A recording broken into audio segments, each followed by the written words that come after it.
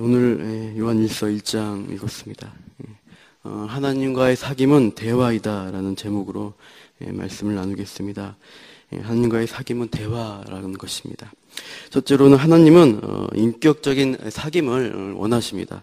다시 말해 하나님 우리와 교제하기를 기뻐하시는 분이십니다. 본문 1절에 보시면 요한일서에 대한 주제가 나오고 있어요. 태초부터 있어온 생명의 말씀에 관하여는 해서 생명의 말씀이라고 사도 요한이 말씀하고 있습니다. 그래서 이 생명의 말씀에 대해서는 2절에 보니까 그것을 영원한 생명이다라고 표현하고 있습니다.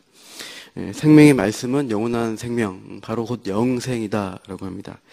그래서 2절 하반부에 그것이 이제 무슨 의미냐 말하고 있습니다. 2절 하반부에 이는이란부터 같이 읽을게요. 2절 이는 아버지와 함께 계시다가 우리에게 나타내신 바 되시니라. 나타내셨다라는 것이 중요합니다. 생명의 말씀이 나타났다. 다시 1절을 보시면 그 말씀에 대해서 사도 요한은 이렇게 알고 있다라고 말씀하고 있어요. 들은 바요, 눈으로 본 바고 또 손으로 만진 바다고 하고 있습니다. 말씀을 청각과 시각과 촉각, 우리 몸으로, 오감으로 그것을 경험한다라고 말씀합니다. 교회에서 말씀 많이 강조하는 단어, 표현입니다. 그 말씀이라는 게 뭐냐? 어르신 말씀을 잘 들어야 돼. 우리 오랫동안 세상 살아본 경험을 해보니까 다 그 겪으신 분의 말씀이 맞아. 그때 말씀인가? 옛날 성인들의 말씀 가르침을 잘 새겨 들으면 잘 되고 복을 받아. 그런 종류의 말씀이냐? 그것이 아니라는 것이에요. 본문은 이 말씀이 인격이라고 말하고 있습니다. 이렇게 하고 저렇게 해야 돼. 교훈이나 지시나 도덕에 대한 것이 아니라 말씀이 인격이라고 가르쳐주고 있습니다. 사도 요한이 쓴 복음서가 있습니다. 그 요한 복음입니다. 1장 1절에서 3절, 어제 이건희 목사님 설교하신 부분에 있는데 제가 읽어드릴게요. 요한 복음 1장 1절에 태초에 말씀이 계시니라. 이 말씀이 하나님과 함께 계셨으니 이 말씀은 곧 하나님이시니라. 그가 태초에 하나님과 함께 계셨고 만물이 그로 말미암아 지은 바 되었으니 지은 것이 하나도 그가 없이는 된 것이 없니라. 태초에 하나님과 함께 있는 어떤 존재, 말씀이 있었다 그래요. 그리고 요한복음 1장 14절은 말씀이 육신이 되어 우리 가운데 거하셨다라고 합니다. 성신하신 예수님이 바로 인격이신 말씀이다 가르쳐주고 있습니다. 그래서 그 생명의 말씀이 오셔서 어떻게 합니까? 12제자 갈릴리 사람들과 교제합니다. 대화합니다. 그래서 그 사람이 듣고 보고 그분을 만질 수가 있었습니다. 사도 요한이 그 경험을 했다는 것이에요. 머리로 아는 지식, 그것은 아니라는 것입니다. 말 못할 물건, 아무 반응 없는 사물이 아니라는 것을 말하고 있습니다. 바로 나와 그것의 관계가 아니라 나와 너의 관계로 인격적인 교제를 하는 것이 말씀과의 그러한 만남이라고 합니다. 3절에서는 그것을 이렇게 표현합니다. 3절 같이 읽게요. 시작. 우리가 보고 들은 바를 너희에게도 전함은 너희로 우리와 사귐이 있게 하려 함이니 우리의 사귐은 아버지와 그의 아들 예수 그리스도와 더불어 누림이라. 그 인격적인 말씀과 이루어질 것은 사귐이라는 것이에요. 아버지, 아들 예수님과 더불어 그 사귀는 것을 누려야 된다는 것이 이 성도의 어떤 할 일이라는 것이에요. 중고등부 애들이 이렇게 어떤 남녀들이 특별히 자주 보인다, 자주 잘 다닌다 그러면 이렇게 묻습니다. 니들 사귀냐? 교제하냐? 이 얘기입니다.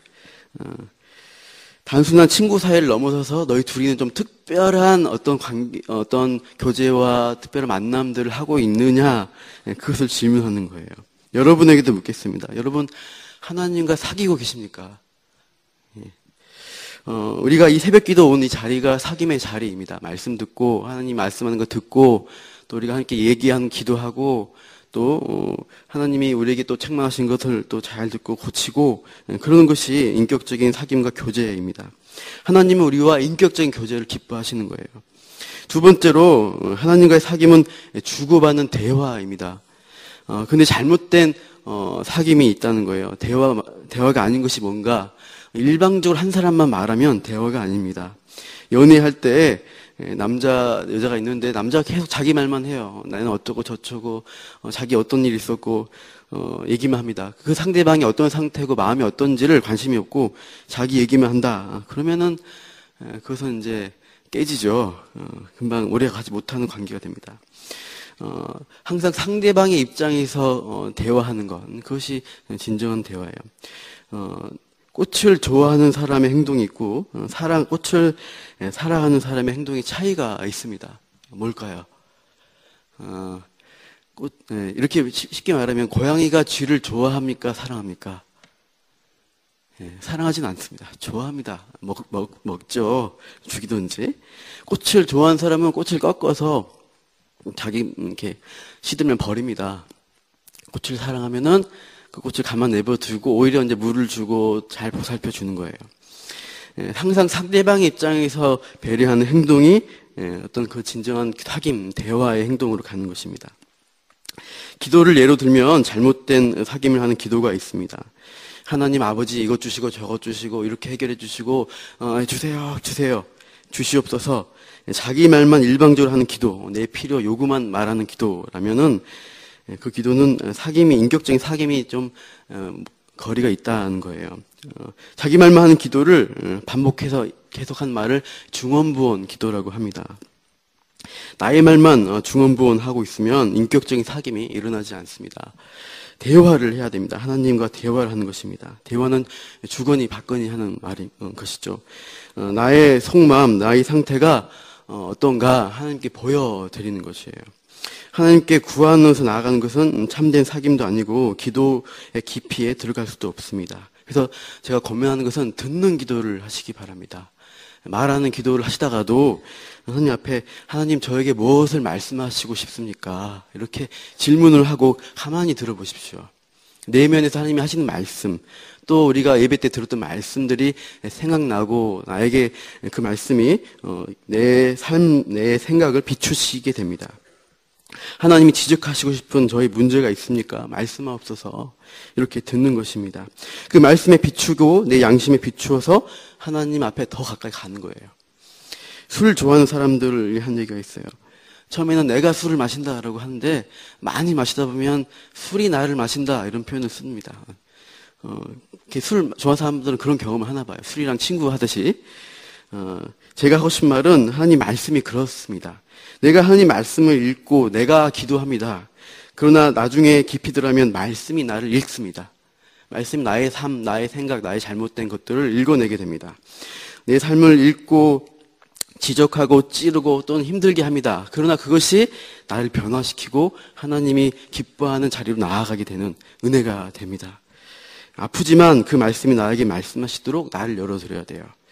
그래서 나의 어두운 부분을 빛 가운데로 가져와야 합니다. 7절, 1장 7절을 읽겠습니다. 시작.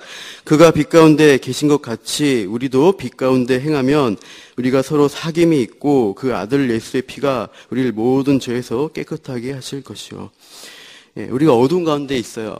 그 하나님께 사귐을 하려면 빛 가운데로 가지고 갑니다. 우리의 모든 것들을 가지고 가서 나는 죄인입니다. 나에게 문제가 있습니다. 하나님 말씀하세요. 지적해 주세요.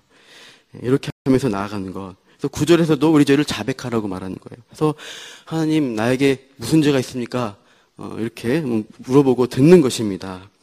그래서 내 안에 어둠이 있다는 것을 하나님께 밝혀서 죄를 고백해서 그 죄를 용서하신 은혜를 누리고 깊은 교제로 나아가는 거예요. 우리 마지막으로 고린도후서 7장 10절을 찾아보겠습니다. 한번 찾고 이거 읽고 말씀을 마치겠습니다. 고린도후서 7장 10절 말씀입니다. 그 말씀이 어떻게 읽는가, 우리의 삶을 읽는가 좀 좋은 말씀인 것 같아서 고린도후서 7장 10절입니다. 고린도후서 7장 10절부터 읽겠습니다.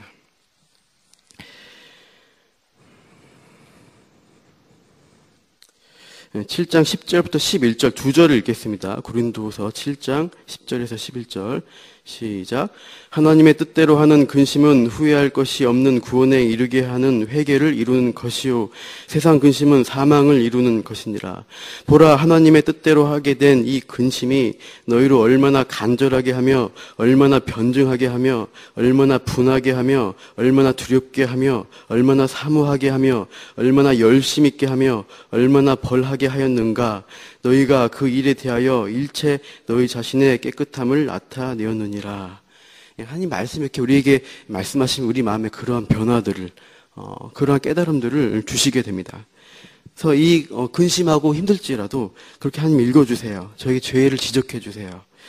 그 어둠들을 드러내는 풍성한 기도의 시간, 또 말씀으로 교제하는 시간 되시기를 소망합니다.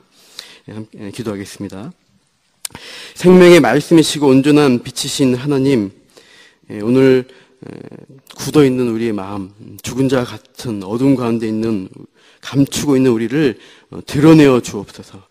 생명의 말씀으로 우리 삶을 읽어주시고 가르쳐 주셔서 우리가 하나님의 인도함을 받는 빛된 자녀인 것을 이 시간에도 나타내어 주시길 원합니다. 하나님, 우리가 일방적으로 기도하는 것이 아니라 오늘은 또 듣고 교제하는 그러한 풍성한 기도의 시간, 또 하루의 시간들 되기를 소망합니다. 그렇게 성령께서 우리를 붙들어 주옵소서. 감사하며 예수님 이름으로 기도합니다. 아멘.